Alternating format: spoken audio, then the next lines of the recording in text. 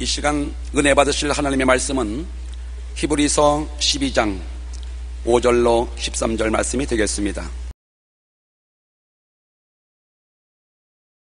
또 아들들에게 권하는 것 같이 너희에게 권면하신 말씀도 일렀으되 내 아들아 주의 징계하심을 경히 여기지 말며 그에게 꾸지람을 받을 때에 낙심하지 말라.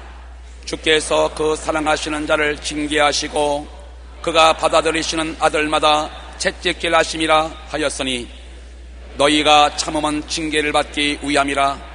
하나님이 아들과 같이 너희를 대우하시나니 어찌 아버지가 징계하지 않는 아들이 있으리요. 징계는 다 받는 것이거늘 너희에게 없으면 사생자요 친아들이 아니니라.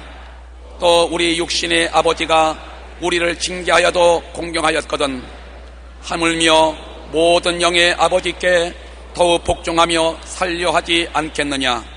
그들은 잠시 자기의 뜻대로 우리를 징계하였거니와 오직 하나님은 우리의 유익을 위하여 그의 거룩하심에 참여하게 하시느니라.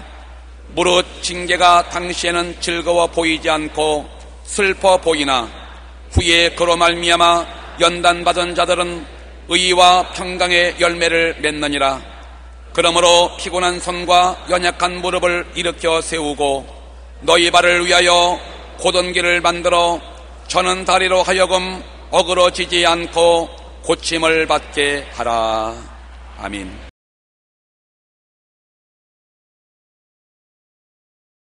오늘 저는 여러분과 함께 징계라는 제목으로 은혜를 나누겠습니다.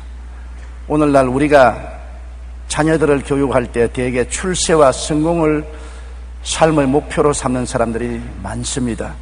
훌륭한 인성과 인격을 가진 사람으로 성장시키겠다는 목표는 사라진 지 이미 오래됩니다. 그 때문에 학교 교육도 상업적이 되어 선생님은 제자들의 인품 성장보다는 지식을 파는 직업인으로 전락하고 학생들은 수업료를 내고 지식이란 상품을 사는 자가 되고 말하는 것입니다. 그 때문에 집에서도 학교에서도 인격자가 되라고 교훈하거나 징계하는 것이 사라진 지 오래됩니다. 그 때문에 오늘날 우리 자녀들은 교육 많이 받고 머리 좋은 행실 없는 윤리와 도덕 부재의 사람으로 자라고 있습니다. 하나님은 그렇지 않으십니다. 하나님이 자녀를 가르치시는 목표는 장차 천국에 가서 모자람이 없는 천국 시민이 되기를 원하셔서 세상에서 부지런히 교육시키는 것입니다. 그러기 위해서는 말씀과 성령님의 은혜뿐만 아니라 꾸지점과 징계를 아끼지 않으신 것입니다. 이 세상의 성공과 복은 일시적인 것이고 전국적으로는 다 없어질 것입니다. 그렇기 때문에 하나님은 일관되게 우리의 삶의 목표가 천국에 합당한 인생이 되도록 교육하시는 것입니다. 2003년 말 오스트리아의 빈 의대에서는 50개국 국민의 IQ를 비교한 후 한국이 2위라는 연구 결과를 발표한 적이 있습니다. 또한 경제협력개발기구 OECD에서 실시한 학업 성취도 국제 비교에서 한국의 고등학교 1학년생들이 선진국 40국 가운데 1위를 차지하여 한국 학생들의 실력이 세계 최상임을 입증했습니다. 게다가 한국의 교육열은 단연코 세계 1위입니다. 그런데 한국은 세계적인 위인을 배출하는데 좋은 실적을 내지 못하고 있습니다. 고등학교까지 수재였던 학생들이 대학에 가면 둔재가 되는 한국의 교육 현실인 것입니다. 왜 이런 현상이 나타나는 것입니까? 우리의 교육 현실은 훌륭한 인성과 인격을 가진 사람으로 성장시키기보다는 세상에서 출세하고 성공하는 것을 목표로 지식 위주의 교육이 이루어지고 있기 때문인 것입니다. 그러므로 우리 자녀들은 교육을 많이 받고 머리가 좋으나 장기적인 인생의 목표를 세우지 못하고 오히려 행실 없는 윤리와 도덕 부재의 사람으로 자리하고 있는 것입니다. 우리 이웃 나라 보십시오. 경제 대국입니다. 굉장히 강력한 나라인 것입니다. 오늘날 세계 원조에도 미국 뒤따라 가장 많은 원조를 하고 있습니다. 그러나 일본이 세계에서 멸시와 천대를 받고 존경을 받지 못하는 것은 윤리가 없고 도덕이 없는 나라가 되었기 때문인 것입니다. 2차 세계대전 이후로 징용과 징병과 또한 많은 악행을 한 것을 진실로 회개하고 보상하고 돌이키는 그러한 행위가 따르지 않았기 때문에 도덕성이 없고 윤리성이 없으므로 존경을 받지 못하고 세계적인 인도를 할 수 있는 나라가 되지 못하는 것을 우리가 알아야 되는 것입니다. 한 사람이 기독교에 대해 불평을 늘어놓았었습니다. 기독교는 사람을 너무 얽매여 못하게 하는 것이 많다. 술도 먹지 말라, 담배도 풀지 마라, 이것도 안 된다, 저것도 안 된다 하면서 하라는 것은 왜 그리 많은지도 많고 너무 간섭이 심하다고 불평을 했습니다. 마침 곁에 있던 기독교인이 이 말을 듣고 그 사람에게 물었습니다. 당신은 1천만 원짜리 피아노를 요리하는 요리대로 사용하면 어떻게 하겠습니까? 그러면 안 되지요. 그럼 최고급 양보로 신발을 닦는 것은 어떻습니까? 그럴 수 없지요. 그럼 비싼 도자기를 강아지 밖에서 사용하면 어떨까요? 그런 바보 같은 일을 누가 합니까? 왜 그런 것을 질문하지요? 기독교인은 환하게 웃으면서 대답했습니다. 당신의 몸은 온 세상보다 값지고 귀한 보배인 것입니다. 그 귀한 몸에 술을 부어서 술독으로 만들고 담배를 떼어서 꿀독으로 만드는 것이 올바르다고 생각합니까? 그러므로 하나님께서 당신이 귀한 대로 대접하기 위해서 술독을 만들지 마라, 담배 꿀독을 만들지 마라, 수렁창에 들어가지 말라고 말씀하는 것입니다. 맞습니다. 하나님께서 우리를 장차 천국에서 모자람이 없는 천국 시민이 되도록 이 세상에서 교육시킵니다. 그러기 위해 말씀과 성령님의 은혜를 부어주시기도 하지만 징계를 아끼지 아니하는 것입니다. 믿음의 조상 아브라함을 우리가 늘 칭찬하고 위대한 인물로 존경합니다만 아브라함은 신앙이 탁월했을 뿐 아니라 하나님께 징계와 채찍도 엄청나게 맞았습니다. 믿음으로 고향 갈대아 우르를 떠나 가나안으로 향했으나 불순종하고 불신앙한 일이 함께 섞였으니까 하나님이 그대로 두지 않았었습니다. 창세기 12장 1절로 2절에 야훼께서 아브라함에게 이르시되 너는 너희 고향과 친척과 아비의 집을 떠나 내가 네게 보여줄 땅으로 가라. 내가 너로 큰 민족을 이루고 네게 복을 주어 내 이름을 장대케 하리니 너는 복이 될지라. 75살에 하나님께서 아브라함에게 고향 산천을 떠나라 했습니다. 내 전토 친척도 떠나고 아비 집도 떠나고 혈혈단신으로 아내 사례만 데리고 출발하는 것입니다. 그런데 그는 하란에서 모은 재산을 다 수레에 싣고 수많은 종들을 거느리고 아비 집인 조카를 거느리고 가나안 땅 향해서 출발했습니다. 나는 당당하게 하나님이 떠나라 해서 순종하고 떠났습니다. 말을 했지만은 그 순종은 불순한 순종이요 진실한 순종이 되지 못했던 것입니다. 그는 가나안 땅에서 모은 재산을 다 수레에 실었습니다. 종들도 다 거느렸습니다. 조카도 데렸었습니다. 땅도 버리지 않고 전토도 버리지 않고 친척도 아베직도 버리지 않고 다 가지고 떠났습니다. 그가 가나안 땅에 들어오자 하나님께서 엄청난 기근을 가나안 땅에 주었습니다. 운물이 다 마르고 풀이 다 마르고 데리고 온 짐승들은 다 배고파 굶어 죽고 종들은 뿔뿔이 헤어지고 친척들도 다 떠나갔습니다. 나중에 가나안 땅에 와서 결국 빈손이 되었습니다. 하나님, 저로 가나안 땅에 가면 큰 민족을 이루고 창대케 하겠다 하셨는데 이럴 수가 있습니까? 어떻게 나를 쳐서 빈손들게 만듭니까?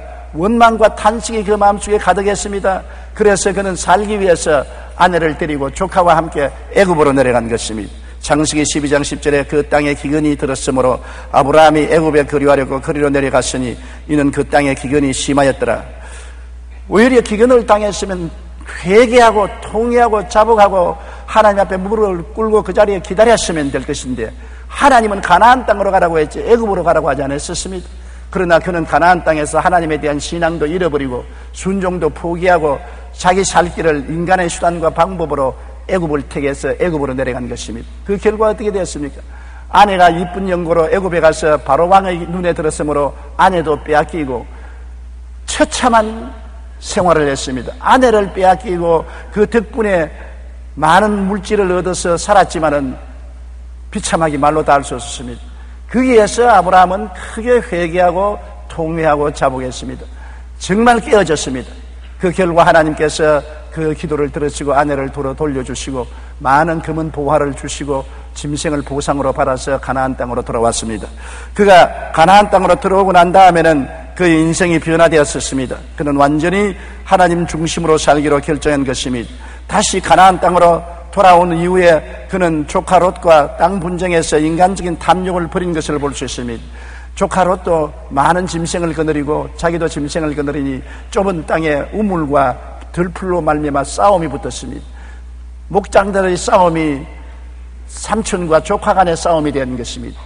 그때 아브라함은 모든 것을 하나님께 의지하고 자기 중심으로 생각하지 않았습니다. 창세기 13장 8절로 9절에 아브라함이 롯에게 이르되 우리는 한 친족이라 나나 너나 내 목자나 내 목자나 서로 다투게 하지 말자. 내 앞에 온 땅이 있지 아니하냐. 나를 떠나가라. 내가 좌하면 나는 우하고 내가 우하면 나는 좌하리라. 당연히 삼촌으로서 내가 좋은 땅을 차지할 테니 그 다음 너가 차지하라고 말할 수 있는데도 불구하고 나는 네가 좌하면 내가 우하고 네가 우하면 내가 좌할 테니 네가 먼저 선택하라.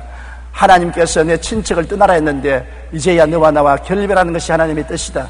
그래서 조카가 요단떨에 물이 넉넉하고 풀이 많은 것을 보고 그리로 택해서 떠나서 비로소 하나님께 온전히 순종하게 했습니다. 내 전토 친척 아비 집을 완전히 떠나서 완전히 순종할 때까지 그는 가나안의 기근과 애굽에서 아내를 잃어버리고 당한 수모의 징계를 받고 난 다음에야 변화받는 것입니다.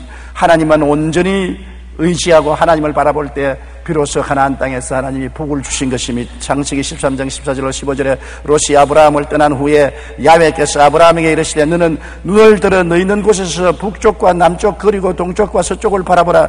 보이는 땅을 내가 내 자손에게 주리니 영원히 이르리라. 넘치는 하나님의 은총과 복을 받는 것입니다.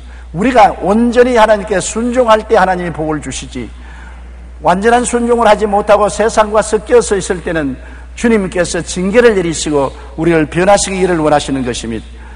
세상에서 가장 아름다운 소리를 내는 바이올린으로 알려진 것이 스트라디바리라는 바이올린인 것입니다. 이 바이올린은 스트라디바리가 10대부터 93세가 될 때까지 많은 것으로 1100대밖에 없습니다. 그가 바이올린을 만들 때 엄격히 지키는 원칙이 딱 한 가지 있습니다. 바이올린이 아름다운 소리를 내지 않으면 아낌없이 다 부숴버린다는 것입니다. 그런 바이올린에는 절대로 내 이름을 적어 팔지 말라는 것입니다. 우리의 조선 백자나 고려 청자를 만드는 장인들도 일반인들이 보기에는 아름다우나 그들의 눈에 조그마한 흠이 보이면 도자기를 가차없이 내려쳐 부쉈다고 합니다. 이런 장인 정신은 작은 흠집이라도 결코 용납하지 않고 최상의 것을 만들기 위한 것입니다. 믿음의 조상 아브라함은 하나님의 말씀에 순종하여 갈대아 우르를 떠났지만 기근이 들자 자신의 생각대로 애굽으로 내려갔습니다. 이러한 부실한 순종으로 말미암아 하나님은 그대로 내버려 놓지 않고 그를 쳐서 깨어지게 하고 변화받게 만들어 주신 것입니다. 순종은 성공의 어머니요 안전의 아내입니다. 순종은 모든 문의 열쇠입니다. 그러므로 하나님께서는 우리를 순종하도록 만들기 위해서 어떠한 수단과 방법도 사용하시는 것입니다. 우리가 예수 믿으면 공짜로 은혜를 받고 복만 받는다고 생각하면 큰 오해인 것입니다. 예수 그리스도를 통해서 은혜와 복을 받는 것은 당연한 이치지만은 하나님의 형상과 모양을 닮아가는 사람으로 만든다는 것을 알아야 되는 것입니다.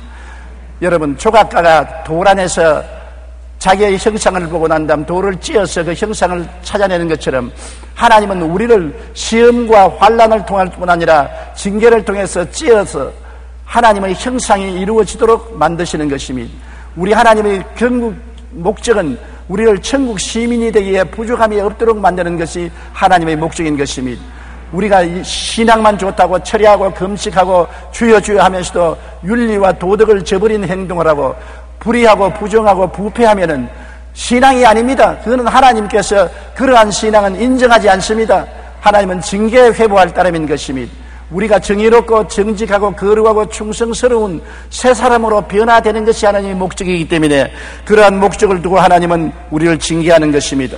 요한일서 2장 15절로 16절에 이 세상이나 세상에 있는 것들을 사랑하지 말라.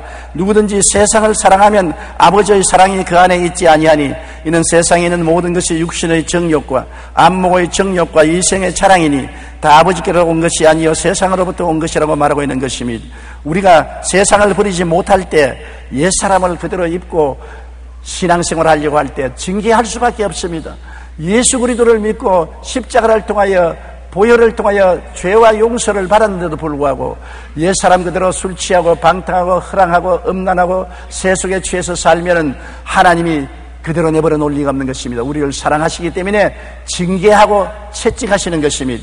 우리의 생활에 하나님의 명령이나 뜻을 분명히 알면서도 불순종할 때 하나님은 징계하는 것입니다. 요나가 하나님이 니느웨 성에 가서 외쳐 회개하지 않으면 40일 만에 니느웨 성이 망할 것이라고 하라고 하는 분명한 하나님의 뜻과 명령을 알고도 불순종하여 배를 타고 욥바에서 다시스로 도망치다가 큰 풍랑을 만나서 나중에는 물에 빠져 물고기 뱃속에 들어가서 3주야를 고난당한 것을 우리가 잘 기억하고 있는 것입니다. 불순종할 때 하나님이 우리를 징계하시는 것입니다. 이사야 1장 2절로 5절에 야훼께서 말씀하시기를 내가 자식을 양육하였거늘 그들이 나를 거역하였도다. 소는 그 임자를 알고 나귀는 그 주인의 부유를 알건만은 이스라엘은 알지 못하고 나의 백성은 깨닫지 못하는도다 하셨도다. 슬프다 범죄한 나라요 허물진 백성이요 행악의 종자요 행위가 부패한 자식이로다. 그들이 야훼를 버리며 이스라엘의 거룩하신 이를 마늘이 여겨 멀리하고 물러갔도다. 너희가 어찌하여 매를 더 맞으려고 패역을 거듭하냐고 말씀한 것입니다. 하나님이 패역하고 거역하는 사람을 매를 때리겠다고 성경은 말하고 있는 것입니다. 그뿐 아닙니다. 우리가 게으르고 열심을 버렸을 때, 첫사랑을 버렸을 때, 새 사람으로 살려고 노력하지 않을 때 하나님은 채찍을 때려서 다시 정신을 차리고 마음을 가다듬게 만들어주는 것입니다. 잠언 13장 24절에 매를 아끼는 자는 그의 자식을 미워함이라 자식을 사랑하는 자는 근실히 징계하느니라. 자식을 사랑하면 근실히 채찍을 때리고 징계를 하는 것입니다.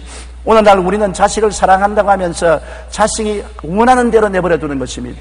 먹고 싶은 것 다 먹고 장크푸드를 먹어 몸이 이렇게 뚱뚱하게 만들고 시간 늦게 텔레비 보고 게임하고 나쁜 친구들하고 사귀어도 부모들이 징계하지 않습니다. 그러므로 점점 폭력사회로 변화되어 가고 있는 것입니다. 사랑은 근실하게 잘했을 때는 칭찬하고 못했을 때는 징계해야 참 사랑이 되는 것입니다. 징계의 채찍을 아끼는 자는 자녀의 영혼을 잃어버리고 마는 것입니다. 욥기 5장 17절로 18절에 볼지어다 하나님께 징계받는 자에게는 복이 있나니 그런즉 너는 전능자의 징계를 업신여기지 말지니라. 하나님은 아프게 하시다가 싸매시며 상하게 하시다가 그의 손으로 고치신다고 말씀하고 있는 것입니다. 우리 하나님은 우리의 부모가 되시기 때문에 우리를 징계하시는 것입니다. 많은 사람들이 삶의 목표를 혼돈하고 있는 것입니다. 먼저 할 건 먼저 하고 나중 할 건 나중 해야 되는 것입니다. 여러분, 오늘날 많은 가정이 왜 파괴된지 압니까? 가정에 남편이 사업한다고 집안을 정정 비우고 처자들과 대화하는 시간을 잃어버리고 맙니다. 좋은 집을 짓고 돈을 많이 벌었습니다만 가족은 잃어버리고 마는 것입니다. 혼돈된 것입니다. 아내가 남편을 먼저 섬기지 아니하고 친구들과 사귀고 놀러다니고 운동하러 다닌다고 바빠서 남편 밥상도 잘 차리지 아니하고 남편의 출입도 잘 돌보지 못하면 선우를 바뀐 것입니다. 먼저 할 건 먼저 하고 나중 할 건 나중 해야 되는 것입니다. 우리 예수 믿는 사람도 먼저 그 나라와 그 일을 구해야 되는 것입니다. 그리하면 이 모든 것을 너에게 더하여 주시겠다는 것입니다. 하나님과 그리스도를 섬기는 것을 나중으로 하고 내 육신의 정욕, 안목의 정욕, 이생의 자랑을 먼저 취하면 하나님이 소외되고 버림받지 않겠습니까? 그런데 하나님이 그런 자식들을 사랑하고 품에 품고 복을 주시겠습니까? 징계를 하는 것은 마땅한 일인 것입니다. 히브리서 12장 7절로 8절에 하나님이 아들과 같이 너희를 대우하시나니 어찌 아버지가 징계하지 않은 아들이 있으리요? 징계는 다 받는 것이 오늘 너희에게 없으면 사생자요 친아들이 아니라 나는 마음대로 살아도 하나님이 꾸짖지 아니하신다. 나는 허랑하고 방탕하고 술 취하고 음란해도 교회 나오면 할렐루야 은혜만 주시니 감사하지 않느냐? 왜 너는 그렇게 얻어맞고 신앙고랑 하느냐? 잘못된 상황인 것입니다. 그는 종교는 가졌지만은 하나님의 자녀가 되지 않았기 때문에 하나님이 관심 가지지 않습니다. 남의 자식이 길 앞에서 흙탕물에 뒹군다고 간섭합니까? 누가 길렀는지 잘못 길렀다고 혀만 찰 뿐이지 내버려두고 갑니다. 그러나 지 자식이 옷 입은 대로 흙탕물에 뒹굴면 어떻게 하겠습니까? 끌어내 엉덩장을 때리고 꾸짖고 집에 데려와서 씻길 것 아니겠습니까? 하나님이 징계하지 않는다고 자랑하지 마십시오. 징계를 받지 않으면 사생자인 것입니다. 거듭나지 않았습니다. 예수를 믿고 참으로 성령으로 거듭난 사람은 하나님이 반드시 채찍을 들어 때리는 것입니다. 때릴 때 여러분 간지러려고 때리는 것은 아닙니다. 아프라고 때리는 것입니다. 하나님의 징계는 아픕니다. 뼛속까지 썰입니다. 고통의 눈물을 흘리도록 때리는 것입니다. 그래야 깨닫게 되고 회개하게 되는 것입니다. 징계를 당할 때 여러분 편안하게 징계당하기를 원하시는 안 되는 것입니다. 우리는 징계를 받을 때 어떠한 태도를 가져야 될까요? 진실하게 징계를 받고 회개해야 하는 것입니다. 하나님이 때리면 회개해야 되는 것입니다. 자꾸 도망치면 점점 더 얻어맞는 것입니다. 저는 어릴 때 잘못하면 어머님이 부죽경이로 저를 때렸는데 여러 번 맞다가 보니까 점점 체험으로 지혜가 생겼어요. 도망을 치니까 부질갱이 끝에 맞으니까 몹시 아프더라고요. 때릴 때 어머니를 안고 뒹구니까 부질갱이 안으로 맞으니까 아픈 척 하지만은 실제로 안 아파요. 그래서 어머니를 끌어안고 아이고 내 좀 내고 고함을 치면 실제로 안 아프는데도 어머니는 심히 아픈 줄 알고 때리는 것을 그치는 것을 보았습니다. 그러므로 어머니가 때릴 때는 멀리 달아나지 말고 어머니를 끌어안아야 돼요. 하나님이 때릴 때는 하나님을 끌어안아야 돼요. 하나님을 떠나서 자꾸 도망치면 무지무지하게 아프고 고통스러운 징계를 받게 되는 것입니다. 잠언서 3장 11절로 12절에 내 아들아 야훼의 징계를 경히 여기지 말라. 꾸지람을 싫어하지 말라. 대저 야훼께서 그 사랑하시는 자를 징계하시기를 마치 아비가 그 기뻐하는 아들을 징계함같이 하시느니라고 말했었으며 요한계시록 3장 19절에 물은 내가 사랑하는 자를 책망하여 징계하노니 그러므로 내가 열심을 내라 회개하라고 말씀하고 있는 것입니다. 그렇기 때문에 괴로움을 당할 때 낙심하지 마십시오. 부모가 꾸짖으면 낙심해서 집안에 들어앉아 밥도 먹지 않고 문을 채워놓고 울기만 하고 있으면 징계의 목적이 달성하지 않지 않습니까? 징계하면 깨어지고 회개하고 털털 털어보고 일어나서 방실방실하여 긍정적으로 징계를 받아들이고 변화받아야 되는 것입니다. 부정적인 태도로 원망과 불평을 하면 징계가 소용이 없지 않습니까? 징계를 받고 난 다음에는 하나님께 감사 찬송을 해야 되는 것입니다.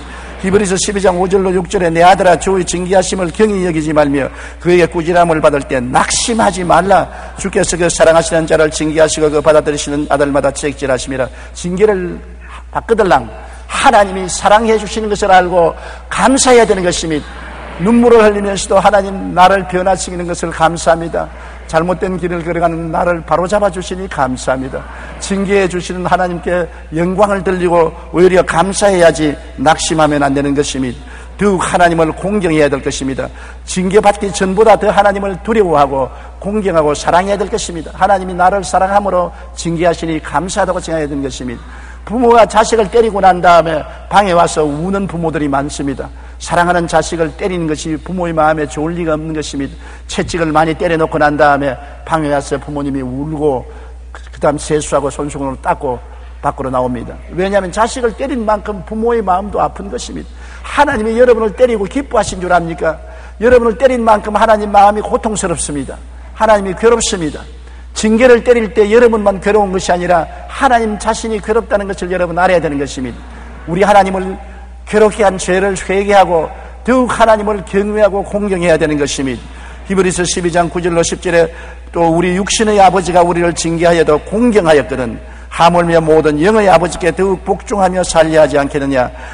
그들은 잠시 자기의 뜻대로 우리를 징계하였거니와 오직 하나님은 우리의 유익을 위하여 그의 거룩하심에 참여하게 하심이라. 거룩하심에 참여하는 것은 천당에 올라가도록 하기 위해서 그렇게 한다는 것입니다. 이 땅에서 영혼을 잃어버릴까 싶어서 천당에 올라가도록 하기 위해서 징계하시는 것입니다. 하나님이 우리에게 지위나 명예나 권세나 돈이나 부귀나 영화를 주시더라도 굉장히 조심스러워 하시는 것입니다. 왜냐하면 사람이 등 따쓰고 배부르면 게을러지고 신앙을 잃어버리고 세속화되기가 쉽기 때문에 하나님은 항상 축복을 주시면서 채찍을 손에 들고 계신 것입니다. 그래야 사람들이 잘못된 길로 가다가 돌이켜 하나님 중심으로 돌아오게 되고 하나님을 불순종하다가 공경하게 되기 때문인 것입니다. 우리는 징계받았을 때 우리는 잘못된 생활 습관을 고치고 변화받아야 되는 것입니다. 이대로 그 생활 그대로 있으면 안 됩니다. 나는 어떤 사람이 간증하기를 자기가 거의 병들어 죽게 되었다가 하나님의 은총으로 살아났는데 살아나고 난 다음에도 옛날과 여전히 술망탱이가 되어 있다는 것입니다. 그래도 지금은 아직 안 때린다. 내가 말하기를 안 때리면 이제 앞으로는 죽도록 만들 것이다. 과거에 술망탱이가 되어서 가정을 돌보지 아니하고 생활을 절도 없이 살다가 하나님께 맞았는데 부르짖고 기도하여 고침받았으면 생활에 변화가 와야지요. 또다시 술을 먹고 정신없이 생활하면 하나님이 그 다음에는 영혼을 데려가실 수가 있는 것입니다. 잘못된 생활 습관을 고쳐야 되는 것입니다. 잠언서 20장 30절에 상하게 때리는 것이 악을 없이 하나니 매는 사람 속에 깊이 들어가느니라. 상하게 때리는 것은 악을 없애기 위해서 때리는 것이기 때문에 악을 내가 제거해야 되는 것입니다. 얻어맞고도 악을 제거하지 아니하면 징계는 점점 심해지는 것입니다. 우리는 하나님의 징계를 받고 난 다음에는 정의롭고 진실하고 거룩하고 충성스럽고 탐욕을 버리고 깨어지고 겸손한 사람이 되어야 되는 것입니다. 에베소서 4장 23절로 24절에 오직 너희 심령이 새롭게 되어 하나님을 따라 의와 진리의 거룩함으로 지으심을 얻은 새 사람을 입어라. 징계는 우리를 새 사람이 되게 하도록 만들기 위해서 그렇게 하는 것입니다. 황골 탈퇴하여 완전히 생각도 행동도 달라져야 되는 것입니다. 어떠한 사람은 사업을 잃어버리고 돈을 다 잃어버리고 가족도 다 잃어버리고 빈손 들고 낭패가 되었으나 깨어지지 아니하고 회개하지 아니하고 하나님을 원망하는 사람들을 보았었습니다. 그런 사람은 다시 변화될 기회를 잃어버린 것입니다. 우리는 인생을 살면서 우리의 삶의 목표를 분명히 하고 살아야 되는 것입니다. 예수 믿는 사람 세상을 떠나란 말은 안 했습니다. 세상과 같이 모든 사람들과 더불어 열심히 경쟁하고 일하고 살아나가야 되는 것입니다. 또한 세상에서 예수 믿는 사람은 하나님이 머리가 되고 꼴이 되지 않고 위에 있고 아래 내려가지 않고 남에게 구워줄지라도 꾸지 않기를 원하시는 것입니다. 왜냐하면 예수 믿는 사람이 남에게 얻어먹는 것보다 주어야 전도가 되지, 예수 믿는 사람이 남에게 얻어먹으면 전도가 되지 아니할 것입니다. 여러분, 예수 믿는 사람이 지위가 높아져서 낮은 사람을 잘 돌보고 훈계하면 그 훈계를 들을 것인데, 거지가 여러분에게서 훈계하면 웃기는 소리 하지 마라, 네 팔자나 고쳐라고 말할 것입니다. 높은 사람이 와서 우리 발을 씻으면 우리가 감동을 하는데, 거지가 와서 발을 씻어주겠다면 거부하고 감동하지 않습니다. 예수 믿는 사람이 높은 사람이 되어서 우유 사람을 돌봐주면 감화와 감동을 줄 수가 있고 그리스도의 복음이 증가될 수 있습니다. 예수 믿는 사람이 잘 살아서 남을 도와주고 남에게 은혜를 끼치면서 복음을 전해야지, 남에게 도움을 받고 손을 내밀고 구걸하면서 전도해서는 소용이 없습니다. 거지가 각설이 춤을 추면서 예수 믿으라 하면 믿을 사람이 있겠습니까? 작년에 왔던 각설이 올해도 안 죽고 왔네 하고 징계하면서 예수 믿으시오 하면 사람들이 뭐라고 할 것입니까? 미쳤다고 할 것이 아닌 것입니까? 여러분, 그러므로 우리는 주님 안에서 축복받기를 하나님이 원하시는 것입니다. 그러나 축복을 받되 삶의 목표를 바꾸지 말라는 것입니다. 하나님 나라와 그 의를 먼저 구하는 목표를 분명히 하고 이 땅에서 축복을 누리라는 것입니다. 그 나라와 그 의를 먼저 구할 때 하나님 모든 것을 더하여 주시지요. 모든 것을 더하는 것에 목표를 두고 하나님을 섬기는 것을 차후로 이루면 안 되는 것입니다. 목표를 분명히 한 인생을 살아야 되는 것입니다. 히브리서 12장 11절로 13절에 무릇 징계가 당시에는 즐거워 보이지 않고 슬퍼 보이나 후에 그로 말미암아 연단받은 자들은 의와 평강의 열매를 맺느니라.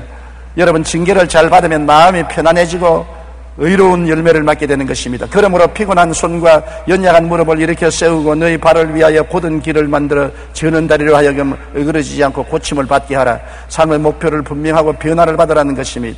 미국의 한 철도 회사에서 두 사람이 도랑 파는 일을 하고 있었습니다. 한 사람은 이 일을 시작한 지 얼마 안 되었고 또 한 사람은 수십 년 동안 도랑만 파고 있었습니다. 그런데 시작한 지 얼마 안 되는 사람이 전날 밤에 수십 년 동안 도랑 파는 일만 하던 선배가 리무진을 타고 온 회장과 저녁 식사를 하고 헤어진 것을 보고 깜짝 놀랐습니다. 그 다음날 아침에 그에게 물었습니다. 어제 회장님이 리무진에서 내린 사람이 선배 맞습니까? 맞네. 내가 이제 회장님과 저녁을 어제 먹었다네. 이 말에 젊은 사람은 이상하게 물었습니다. 아니, 어떻게 회장님과 같이 식사를 할 수 있으셨는지요? 나이 든 선배는 이렇게 말했습니다. 회장과 나는 오랜 친구일세. 우리는 똑같이 오래전에 도랑 파는 일을 같이 시작했다네. 회장은 도랑을 팔면서도 꿈이 분명해서 꿈을 성취하기 위해서 늘 노력하고 연구하고 공부하고 애를 썼으나 나는 돈 버는 일에만 관심을 가지고 도랑 파는데 열심히 했어. 세월이 지나가자 기회가 오는데 회장은 시험을 쳐서 승진해서 회장이 되고 나는 지금까지 도랑 파는 팔자가 되고 말았네. 여러분, 인생을 어찌 살 건지 꿈과 희망을 갖고 삶의 목표를 분명히 하는 사람이 발전하지, 삶의 희망도 목표도 없이 그냥 뜨돌이 인생을 사는 사람은 결코 성공하지 못합니다. 그 나라와 그 일을 먼저 구하며 하나님 앞에서 주어진 인생의 분명한 목표와 꿈을 가지고 살아야 되는 것입니다. 목표와 꿈이 없는 사람은 이 세상에서 늘 불평 원망만 하는 뜨돌이 인생이 되고 마는 것입니다.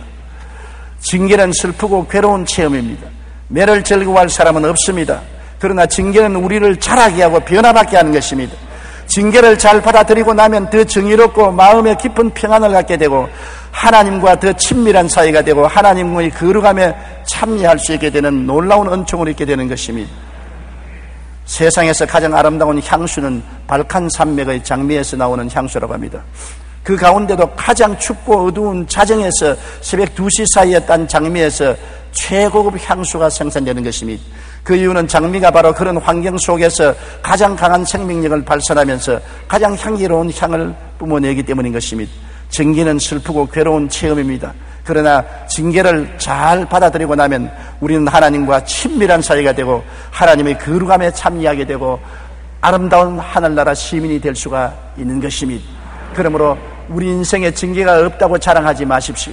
크고 적은 징계가 오더만 항상 감사하고 깨어지고 회개하고 변화를 받아 하나님이 기뻐하시고 선하신 일을 따라 사는 여러분 되시기를 주님 이름으로 축원합니다. 우리 기도드리겠습니다. 사랑하신 우리 아버지 하나님, 우리가 이 세상에 사는 동안에 예수를 믿고 하나님의 은혜를 받을 뿐 아니라 많은 징계와 채찍도 받습니다. 징계는 슬프고 괴로운 체험입니다. 매를 즐거워할 사람이 누가 있겠습니까? 그러나 징계를 받아야 우리가 자라고 징계를 받아야 회개하고 깨어지고 변화받게 되는 것을 알고 있습니다. 징계를 겸손하게 잘 받아들이고 우리는 더 회개하여 정의로운 사람이 되고 깊은 평안을 얻게 되게 도와주시옵소서. 하나님과 우리 사이에 막힌 담이 다 제거되고 하나님이 우리 안에, 우리가 하나님 안에 있어 함께 하나님과 생활하는 우리가 되게 만들어 주시옵시고 이 세상을 떠날 때 당당하게 천국 시민으로 들어갈 수 있는 변화받은 사람이 되게 은총을 베풀어 주옵소서. 예수님 이름으로 기도드리옵나이다. 아멘.